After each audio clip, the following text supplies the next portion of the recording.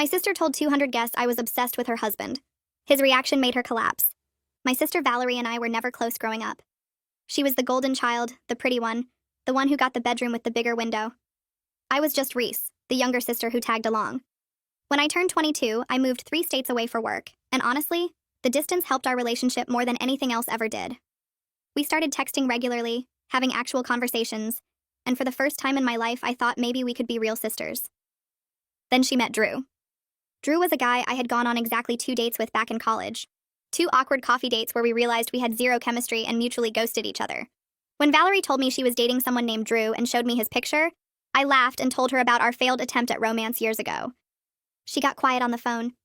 I assured her it meant nothing, that I barely remembered the guy, and she seemed to accept it. They got engaged 8 months later, and Valerie asked me to be her maid of honor. I was genuinely touched. I took time off work, flew home for every event, spent way too much money on her bachelorette party, and I did it all happily because I thought we had finally become the sisters I always wanted us to be. A month before the wedding, Valerie called me crying. She said one of her bridesmaids had dropped out due to a family emergency, and now the numbers were uneven. She asked if my best friend Cora could fill in last minute. Cora agreed because she's amazing, and Valerie seemed so grateful. She told me she was doing a champagne and gold color scheme, and sent Cora a link to the exact dress she wanted her to wear. Cora ordered it immediately. The week of the wedding, I flew home and stayed at our parents' house. Valerie was stressed and snippy, but I chalked it up to wedding nerves. The morning of the ceremony, all the bridesmaids met at the venue to get ready together. I walked in with Cora and immediately noticed something was wrong. Every single bridesmaid was wearing a deep burgundy dress. Every single one except Cora, who was standing there in champagne gold, looking like she had walked into the wrong wedding. My stomach dropped. Valerie emerged from the bridal suite in her robe with this look on her face that I can only describe as satisfied. She gasped loudly and said to her maid of honor, her college roommate who had replaced me in the role 2 weeks prior without explanation, "I knew Reese would try something. She's been jealous of me and Drew since the beginning." I asked her what she was talking about. She told the entire room that I had been obsessed with Drew for years, that I had tried to break them up multiple times, and that she suspected I had deliberately put Cora in the wrong dress to cause drama on her big day. I stood there frozen while Cora pulled out her phone and showed everyone the text thread with Valerie, the link to the champagne dress, and Valerie's message saying, "This is perfect. Order it ASAP." The room went silent. Valerie's face twisted and she started screaming that I must have faked the text somehow, that I was always jealous of her, that I wanted her life. Her college roommate tried to calm her down, but Valerie shoved her away and pointed at me saying that I had probably slept with Drew, and this was all part of my plan. That's when Drew walked in. He had heard the screaming from the hallway where the groomsmen were getting ready. He looked at Valerie and asked her what was going on. She ran to him crying, telling him that I was trying to ruin everything, that I had always been in love with him. Drew looked at her, then at me, then back at her. He said he had told her 100 times that nothing ever happened between us, that we went on 2 bad dates 5 years ago, and that he was getting really tired of her constantly bringing it up. He said she had made him block me on social media, had gone through his phone weekly looking for messages from me, and had accused him of thinking about me during intimate moments. The room was dead silent. Valerie started crying harder, saying she just loved him so much and was scared of losing him. Drew took a step back from her. He told her he couldn't do this anymore, that he had ignored the red flags for too long because he thought she would calm down after the wedding. He said he was sorry, but he couldn't marry someone who trusted him this little. He walked out. Valerie collapsed onto the floor sobbing while her bridesmaids stood around looking helpless. I grabbed Cora's hand and we left. We drove to a diner and ordered pancakes, and I sat there in my burgundy bridesmaid dress eating breakfast at 10 a.m. on what was supposed to be my sister's wedding day. My phone blew up for hours with calls from my parents, from Valerie, from relatives demanding to know what happened. I turned it off and ordered more coffee. 3 months later, I heard through my mom that Valerie had started therapy. She reached out to me last week asking to meet for lunch. She said she had something important to tell me about Drew, something I deserved to know from the beginning. I haven't decided if I'm going yet. I stare at Valerie's text message for the 10th time, reading the words until they start to blur together on my phone screen. "I have something important to tell you about Drew, something you deserve to know from the beginning." My stomach twists into knots because I can't imagine what she could possibly reveal. Now that would actually matter. Drew walked out of that wedding 3 months ago, and honestly, I thought that was the end of it. I set my phone down on my kitchen counter and pick it up again 30 seconds later to reread the message. The words don't change.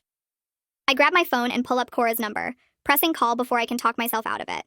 She answers on the second ring, and I don't even say hello before launching into it, telling her about Valerie's message and how my hands won't stop shaking. Cora's response is immediate and firm. She tells me I absolutely should not meet Valerie alone, that this could be another setup or manipulation. We talk for 20 minutes, going in circles about whether I should even respond, and finally we agree that if I decide to do this, she's coming with me as backup. I thank her and hang up, then spend the rest of the evening staring at my phone and trying to figure out what Valerie could possibly need to tell me. I sleep terribly that night, waking up every few hours to check if Valerie has sent another message. She hasn't. The next day at work drags on forever, and I can barely focus on the spreadsheets in front of me because my brain keeps spinning through possibilities. That evening, I text Cora again, and we talk through it one more time. She reminds me that I don't owe Valerie anything, that I can just ignore the message and move on with my life. But something about the way Valerie worded it, the deserve to know from the beginning part, makes me think maybe this is actually important. After 2 days of thinking it over and driving myself crazy with speculation, I finally text Valerie back. I tell her I'll meet her for lunch at a neutral location, a cafe called Riverside that's halfway between our parents' house and my apartment. I add that I'm bringing Cora and she can take it or leave it. I hit send before I can second-guess myself, and then immediately want to throw my phone across the room. My phone buzzes less than 5 minutes later with Valerie's response. She agrees to my terms without any argument or pushback. I stare at her message in complete shock because the old Valerie, the one from before the wedding disaster, would have absolutely demanded it be just the two of us so she could control the conversation and the narrative. This quick agreement to let Cora come makes me nervous in a completely different way. Like maybe Valerie has actually changed, or maybe this is some new kind of manipulation I haven't figured out yet.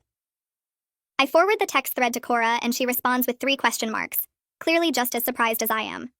We agree to meet at my apartment an hour before the lunch so we can drive over together. The morning of the lunch arrives and I wake up feeling like I might throw up.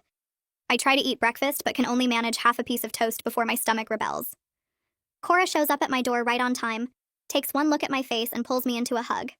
She tells me we can still cancel, that we can get in her car right now and drive to the beach instead and forget this whole thing. But I shake my head and grab my jacket because I need to know what Valerie wants to tell me, even if it's going to mess me up all over again. Cora drives because my hands are shaking too much to be safe behind the wheel. She keeps up a steady stream of conversation during the 20-minute drive, talking about her job and her annoying coworker, and anything except the lunch we're heading toward. Every few minutes she reminds me that we can leave anytime I want, that I'm in control of this situation.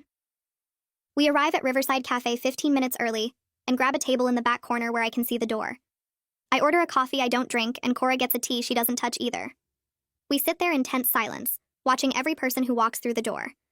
When Valerie finally walks in right at noon, I barely recognize her at first. She's lost at least 15 pounds since the wedding, maybe more, and she looks completely exhausted. Her face is thinner, her clothes hang loose on her frame, and there are dark circles under her eyes that makeup can't quite hide.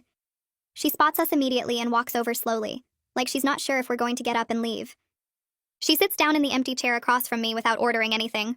Her hands are shaking as she folds them on the table in front of her. She opens her mouth twice before any words come out, and when they do, her voice is shaking almost as badly as her hands. She apologizes for everything that happened at the wedding, for the accusations and the dress setup and the complete nightmare she put me through. She tells me her therapist Madison has been helping her understand that she had an obsessive jealousy problem that completely destroyed her relationship with Drew and damaged her relationship with me. I sit there without saying anything, just listening and trying to process the fact that my sister is actually taking responsibility for her actions.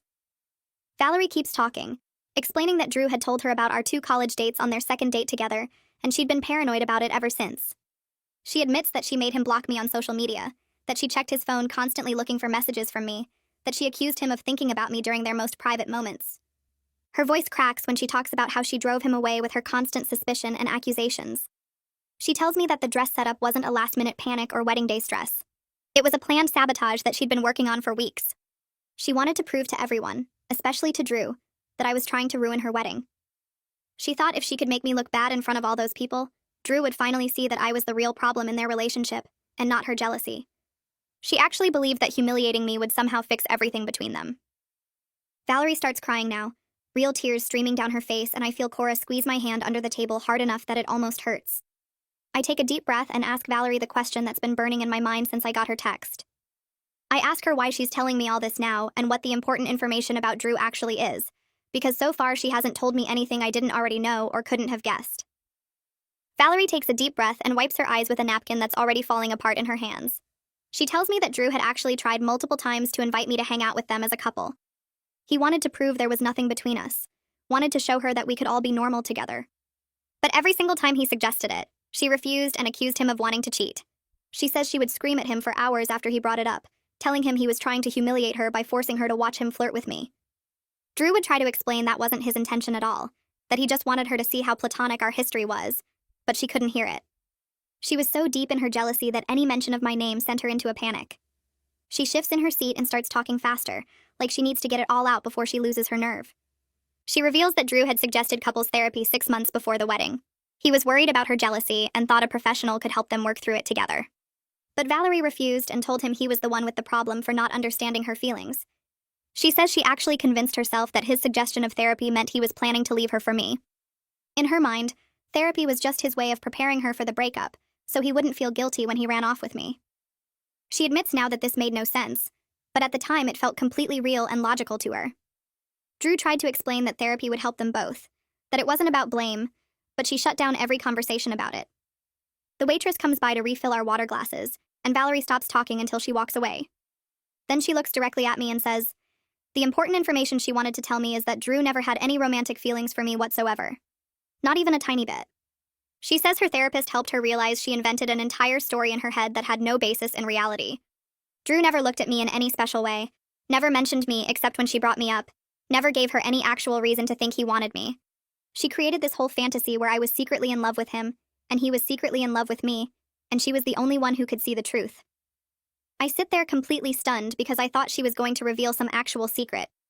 I thought maybe Drew had said something to someone or there was some incident I didn't know about. But this is just her confirming what I already knew, what everyone at that wedding already knew. I tell her I could have told her that myself since I was there for those 2 awkward coffee dates where we talked about economics homework and realized we had nothing in common. I remind her that I barely remembered him when she first showed me his picture, that I had to think for a minute to even place who he was. Valerie nods and says she knows that now. But she spent years building up this fantasy where I was secretly in love with Drew and trying to steal him from her. She says she even convinced herself that I moved 3 states away specifically to make Drew miss me. In her mind, my job opportunity and my desire for independence didn't matter. Everything I did was part of some elaborate plan to make Drew realize he wanted me instead of her. She would lie awake at night imagining scenarios where Drew would suddenly remember our coffee dates and realize I was his soulmate. She says her therapist has helped her understand that she was projecting her own insecurities onto me and Drew, creating a villain in her story so she didn't have to face her real fears about not being good enough. Cora finally speaks up, her voice sharp in a way I rarely hear from her. She asks Valerie why she replaced Kira as maid of honor 2 weeks before the wedding. The question hangs in the air and I realize I'd almost forgotten about that detail and everything else that happened. Valerie looks down at the table and her face goes red with shame. She admits she was afraid Kira would defend me when she executed her dress sabotage plan. Kira had been her college roommate and knew both of us pretty well, and Valerie was worried Kira would speak up and ruin the whole setup. So she made up some story about needing someone who understood her vision better, and demoted Kira to regular bridesmaid status. She says Kira was hurt and confused but accepted it because she didn't want to cause drama before the wedding. I feel anger rising in my chest like hot water filling up a container. This wasn't a moment of wedding day panic or stress-induced paranoia. Valerie had been planning to humiliate me for weeks, maybe months. She had carefully orchestrated the dress colors, the timing, the setup with Cora, all of it. She had replaced her maid of honor specifically to make sure no one would defend me when she made her accusations in front of everyone. Every detail was calculated and cruel, designed to make me look like the villain in her made-up story. I think about all the phone calls leading up to the wedding where she sounded so grateful for my help, so happy that we were getting closer as sisters. All of that was fake while she was planning this elaborate trap. Valerie reaches across the table trying to take my hand, but I pull it away before she can touch me. She starts crying harder, and the tears are running down her face faster than she can wipe them away. She says she understands if I never forgive her, that she wouldn't forgive herself if she were in my position. But she needed me to know the truth about how sick her thinking had become. She says her therapist Madison has been helping her understand that she needs to take full responsibility for her actions, not just apologize and expect everything to be okay. She knows she destroyed our relationship and destroyed her relationship with Drew, and it was all because of problems that existed only in her head. I ask her if she's been in contact with Drew at all since the wedding. My voice sounds cold even to my own ears. Valerie shakes her head and more tears fall onto the table between us. She says Drew blocked her number the same day he walked out, and she found out through a mutual friend that he moved to a different city about a month later. She doesn't blame him for wanting nothing to do with her. She says she put him through hell for their entire relationship, accusing him of things he never did, controlling who he could talk to, checking his phone like a detective looking for evidence of a crime that never happened. She admits that walking out of that wedding was probably the best decision he ever made, even though it destroyed her at the time. Cora asks the question I'm too angry to voice myself. She wants to know if Valerie has apologized to Drew for what she put him through. Valerie wipes her face with her sleeve and nods slowly. She says she wrote him a letter through her therapist about a month ago. Madison helped her write something that took responsibility without making excuses or asking for anything in return. She sent it to his new address, but she has no idea if he ever read it. She says she hopes he did because he deserves to know that none of it was his fault, that he did nothing wrong, but she's not expecting or wanting a response. She just needed him to know that she understands now how badly she treated him. I push my chair back from the table and stand up, my legs feeling shaky after sitting through Valerie's confession. I tell her I need time to process everything she's told me, and I'm not ready to say I forgive her, or that we can rebuild our relationship. The words come out flat and tired because I've been holding them in for the past hour while she cried and explained her therapy breakthroughs. Valerie nods and wipes her face with a napkin that's already soaked through. She says she expected that, but she hopes someday I might be willing to try. Her voice cracks on the last word, and part of me wants to comfort her, but a bigger part remembers standing in that bridal suite while she accused me of sleeping with Drew in front of everyone. Cora stands up next to me and puts her hand on my shoulder, a silent reminder that we're leaving now. As we're getting up to leave, Valerie mentions that she's also apologized to Cora for setting her up with the wrong dress. She looks at Cora with red, swollen eyes and says she knows it doesn't fix anything, but she wanted Cora to know she was sorry. Cora accepts the apology but tells Valerie it's going to take more than sorry to fix what she did to both of us. Her tone is polite but cold, and I'm grateful she's here because I don't think I could handle this conversation alone. We walk out of the cafe into bright afternoon sunlight that feels wrong for how heavy everything feels. On the drive home, Cora and I sit in silence for 20 minutes before I finally break down crying. The tears come suddenly and I can't stop them. Big, ugly sobs that make my whole body shake. Cora pulls over into a gas station parking lot and just sits with me while I cry into my hands. I'm not even sure if I'm crying from anger, relief, or grief for the sister relationship I thought we were building. Maybe it's all three mixed together into something I don't have words for. Cora doesn't try to make me stop or tell me it's going to be okay. She just hands me tissues from the glove box and waits until I can breathe normally again. When I finally calm down enough to talk, I tell her I don't know what to do with all of this information. Knowing that Valerie planned everything, that she deliberately set up that dress situation to humiliate me, makes it worse somehow. Cora says we don't have to figure it out right now. We can just go home and watch bad TV and eat ice cream. That sounds perfect, so I nod and she pulls back onto the road. That evening, my mom calls asking how the lunch went because Valerie told her we met. I give her a brief summary while sitting on my couch with a pint of chocolate ice cream. Mom listens without interrupting, and when I finish, she lets out a long sigh. She admits she and Dad have been worried about Valerie's mental health for years, but didn't know how to address it. This surprises me because my parents never talked about Valerie having problems when we were growing up. Mom says they noticed things but hoped she would outgrow them, which clearly didn't happen. I ask her what kind of things they noticed, and there's a long pause before she answers. Mom reveals that Valerie had similar jealousy issues with her high school boyfriend, accusing his female friends of trying to steal him. She would call him constantly to check where he was and who he was with. They thought she'd grown out of it, but clearly the problems went deeper than they realized. I sit there holding my phone and wondering how I never knew any of this. Mom says they didn't want to label Valerie or make her feel bad about herself, so they just encouraged the boyfriend to be patient with her. He eventually broke up with her anyway because the jealousy was too much. I tell Mom I wish someone had warned Drew about this pattern before he got engaged to her. Mom's voice gets quiet and she says they thought about it but didn't want to interfere in Valerie's relationship. She sounds guilty now, like she's realizing they should have said something. We talk for another 15 minutes before I tell her I need to go. After we hang up, I sit in the dark thinking about how many people saw warning signs and said nothing. 2 weeks after the lunch, I get a text from Blake Goodman, Drew's best friend from the wedding. I recognize his name from the guest list and remember seeing him standing with the groomsmen that morning. He asks if we can talk because Drew wanted to reach out to me, but wasn't sure if it would be appropriate. My first thought is that this is weird, but then I remember Drew was a victim in all of this too. I text back saying sure, we can talk. Blake suggests meeting for coffee the next day at a place near my apartment. I agree to meet Blake for coffee, curious about what Drew wants to say. The next afternoon, I walk into a small coffee shop and find Blake already sitting at a corner table. He's tall with dark hair and looks tired, like he hasn't been sleeping well. We shake hands and I sit down across from him. Blake explains that Drew felt terrible that I got caught up in Valerie's accusations and wanted to apologize for not defending me more strongly that day. He says Drew has been beating himself up about it for months, replaying that morning over and over. I tell Blake that Drew doesn't owe me an apology because he was dealing with his own crisis in that moment. Blake nods but says Drew still wants me to know he wishes he had handled things differently. He pulls out his phone and shows me a text from Drew that basically says the same thing.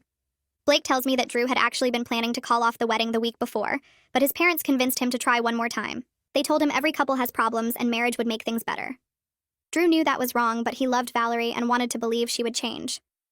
Blake says Drew regrets not trusting his instincts and walking away sooner. He thinks if he had ended things privately before the wedding, I wouldn't have been dragged into the mess. I appreciate that Drew is thinking about me, but I tell Blake that Valerie would have found another way to blame me for the breakup. Her problems weren't really about me or Drew. They were about whatever was going on in her own head. I ask Blake if Drew knew about the dress setup plan, and Blake says absolutely not. Drew was genuinely shocked when he walked into that room and heard what Valerie was saying about me.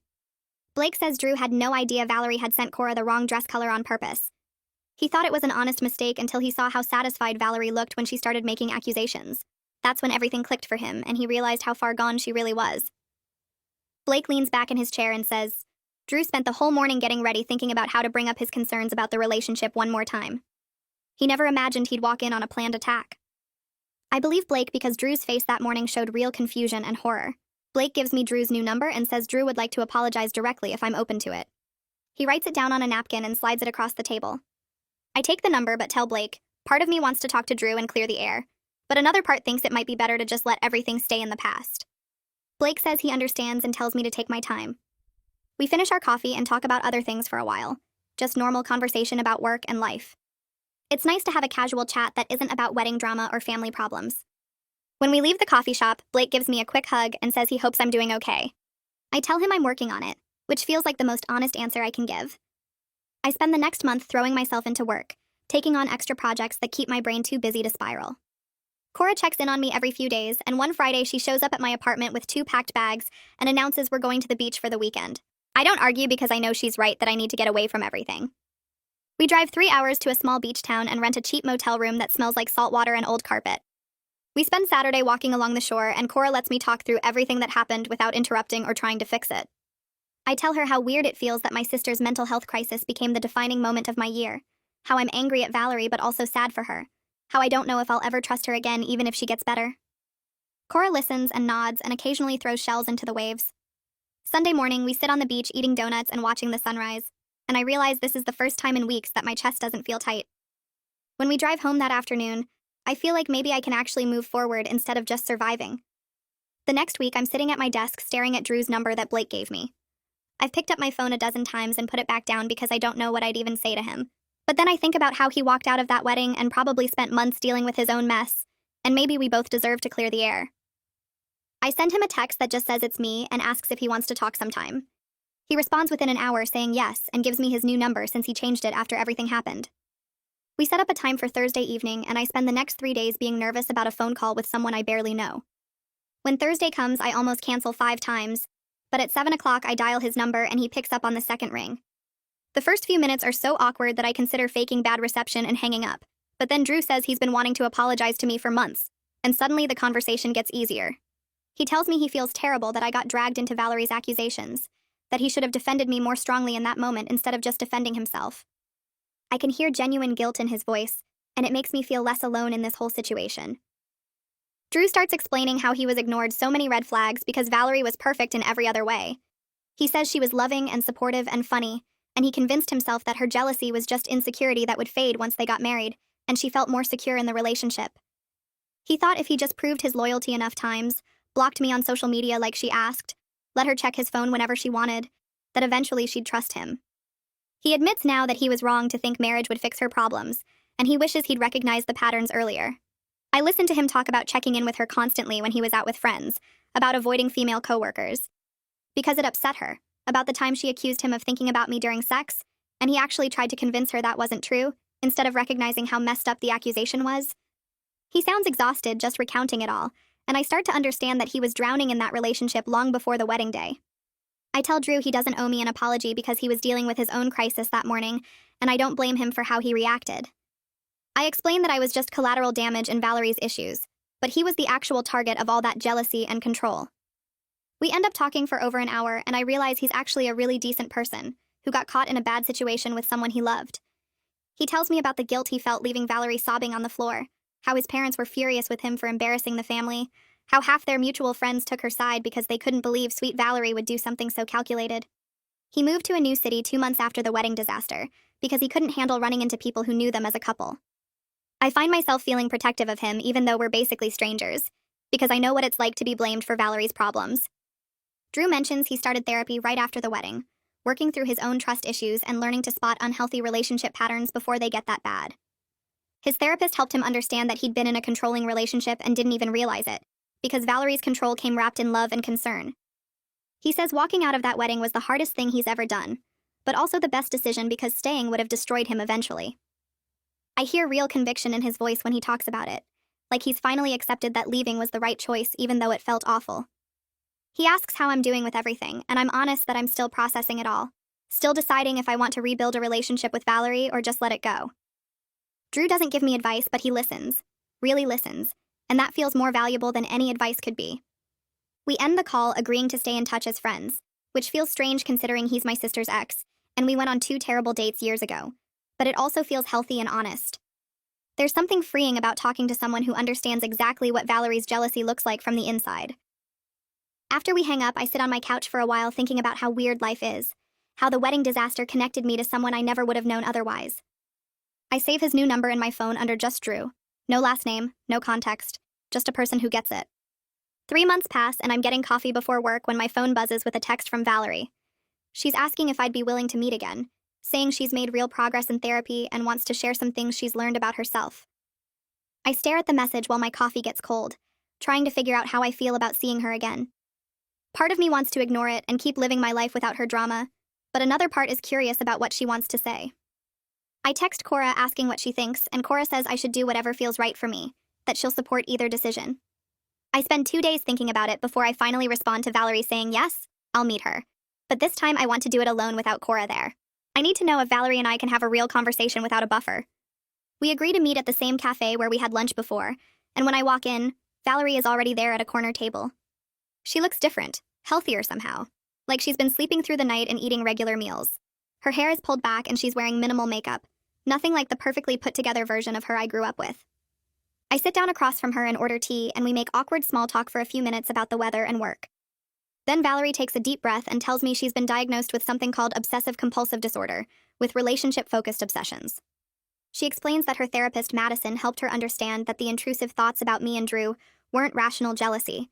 They were a symptom of OCD that made her brain get stuck on fears of abandonment and betrayal. She's on medication now and learning coping strategies in therapy, and she says it's like someone turned down the volume on the constant anxious noise in her head. Valerie starts explaining that her jealousy was never really about me or Drew specifically. It was about this deep terror of being abandoned that came from our childhood. She talks about how we were always compared to each other, how she felt like she had to be perfect to be loved, because any flaw meant was chosen over her. She says she internalized this idea that love was conditional and could be stolen away if someone better came along, so she tried to control everything to prevent that from happening. I sit there listening and realizing that while I spent our childhood feeling invisible next to her, she spent it feeling like she was one mistake away from losing everything. We both grew up in the same house but experienced completely different versions of our family, and neither of us knew what the other was going through. I take a breath and tell Valerie that I need to share something too, that growing up I always felt like I was in her shadow. She looks confused, so I explain how I was just the younger sister who wasn't as pretty or accomplished, how I felt invisible next to her. Valerie's face changes and she says she had no idea I felt that way, that she always thought I had it easier because there was less pressure on me. We sit there for a long time talking about our childhood in a way we never have before, both of us realizing we spent years misunderstanding each other's experience. She tells me about feeling like she had to be perfect, or she'd lose our parents' love, and I tell her about feeling like nothing I did mattered because she'd already done it better. It's the first truly honest conversation we've ever had about being sisters. When we're getting ready to leave the cafe, Valerie asks if there's anything she can do to make up for everything beyond just saying sorry. I think about it for a minute and tell her the most important thing is that she keeps going to therapy and working on her mental health, not just for me, but for herself. She nods and says, Madison has been helping her understand that her problems go deeper than just the wedding situation. We walk out to the parking lot together and stand by our cars for a few minutes, just talking about normal things like work and the weather. Before we drive away, Valerie suggests that maybe we could try rebuilding our relationship slowly, like meeting for coffee once a month where we can practice talking to each other honestly. I agree and tell her there's no pressure to become best friends overnight, we're just committing to try. She looks relieved and gives me a quick hug before getting in her car. I drive home feeling lighter than I have in months, like maybe there's a chance for us after all. A few days later, I'm at my parents' house for Sunday dinner when my Uncle Otto pulls me aside in the kitchen. He tells me he's proud of me for being willing to give Valerie another chance while still keeping healthy boundaries. Otto has always been the wise one in our family, the person everyone goes to for advice about relationships and life problems. He says what I'm doing is what real forgiveness looks like, that it's not about pretending nothing happened, but about choosing to move forward anyway. I tell him I'm scared Valerie might fall back into old patterns, and he reminds me that's why the boundaries matter, that I can support her growth without letting her hurt me again. We rejoin everyone in the dining room, and I notice my parents watching Valerie and me interact with this hopeful look on their faces, like they're afraid to believe things might actually get better between us. 6 months pass, and I get invited to a small family dinner at my parents' house. When I arrive, Valerie is already there helping Mom set the table. We say hi to each other and fall into easy conversation about a TV show we both watch. It's not perfect, and there are still some awkward moments, but it feels genuine in a way our relationship never did before. We all sit down to eat, and Dad asks Valerie about her new job, and she talks about it without the fake enthusiasm she used to have when trying to prove everything was perfect. Later, when we're clearing dishes, Mom pulls me into the hallway and says she's so relieved to see Valerie and me talking and laughing together. I can tell she was worried we'd never speak again after the wedding disaster. Throughout the evening, I catch myself actually enjoying Valerie's company. Not forcing it or pretending, but genuinely finding her funny and interesting. When I'm leaving, Valerie walks me to my car and tells me she started volunteering with a mental health advocacy group. She explains that she's been sharing her story at their meetings to help other people recognize obsessive relationship patterns before they destroy their lives. I'm surprised and impressed that she's turned her worst moment into something meaningful, that she's using what happened to help others. She says Madison encouraged her to find a way to give back, and this felt right. I tell her I think that's really brave, and she smiles in a way that looks different from her old smile. More real somehow. A week later, I'm at work when my phone buzzes with a text from Drew. I haven't heard from him in months, so I'm curious what he wants.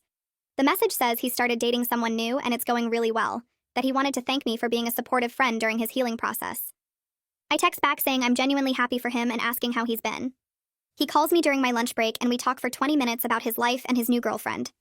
He sounds lighter, like he's finally moved past everything that happened with Valerie. I tell him about Valerie's progress in therapy and the volunteer work she's doing, and he says he's glad she's getting help, but he's not ready to have any contact with her yet. I understand completely and tell him he doesn't owe her anything. Before we hang up, he says he hopes Valerie and I can build something healthy together, that sisters are important. After the call, I sit in my car thinking about how strange it is that Drew and I are friends now when we barely knew each other before all this happened. The wedding disaster connected us in this weird way, both of us victims of Valerie's obsession. That evening, I'm making dinner in my apartment when I start thinking about everything that's happened over the past year. The wedding disaster was one of the most painful experiences of my life, watching my sister accuse me in front of all those people, and then seeing her relationship fall apart. But it also taught me important lessons about boundaries and forgiveness, and the difference between enabling someone and supporting their growth. I learned that you can't fix someone else's mental health problems by ignoring them or making excuses for their behavior. I learned that real love means being honest even when it's hard, and that sometimes the kindest thing you can do is let someone face the consequences of their actions. Valerie and I will never have a perfect sister relationship like the ones you see in movies, but we're building something real and honest. We're learning to talk to each other without the layers of resentment and competition that defined our childhood. It's slow and sometimes awkward, but it feels worth it. A year after the wedding that never happened, Valerie texts asking if I want to take a weekend trip together. Just the two of us, no parents or other family members, a chance to spend real time together. I'm nervous about it, but I agree, figuring if things get weird, I can always drive home early. We book a spa weekend at a resort 2 hours away and drive up on a Friday afternoon. The first few hours are a little stiff as we settle into the hotel room and figure out how to be around each other for an extended period. But by dinner that night, we're talking easily, sharing stories about work and friends and the random things happening in our lives. On Saturday, we get massages and sit in the hot tub, and Valerie opens up about her therapy sessions in a way she hasn't before. She talks about the work she's doing to understand her fear of abandonment and how it shaped her behavior in relationships. I share my own struggles with feeling invisible and how moving away helped me build my own identity, separate from being Valerie's little sister. We spend hours by the pool talking about our hopes for the future and our commitment to breaking the unhealthy family patterns we grew up with. Valerie admits she's scared about dating again because she doesn't trust herself to recognize when she's falling into obsessive patterns. I tell her that's what therapy is for, to help her develop those skills. On Sunday morning before we check out, we sit on the balcony drinking coffee and watching the sunrise. Valerie thanks me for giving her another chance, and I tell her I'm glad I did, that I can see how hard she's working to change. As I drive home Sunday afternoon, my car full of spa products and my body relaxed from the weekend, I feel genuinely optimistic about our future as sisters. We've both grown so much over the past year, doing the hard work of understanding ourselves and each other. The wedding day was traumatic, and I wouldn't wish that experience on anyone, but it forced us both to confront truths we'd been avoiding our whole lives. Valerie had to face her mental health issues and get real help instead of pretending everything was fine. I had to learn how to set boundaries and stop making myself small to avoid conflict. Sometimes the worst moments in life lead to the most important growth, and I'm grateful we both had the courage to do the hard work of healing. Our relationship will always have scars from what happened, but those scars are part of our story now. They remind us how far we've come and how much we've learned. I turn up the music and roll down the windows, feeling the warm air rush through the car, and I smile thinking about next month's coffee.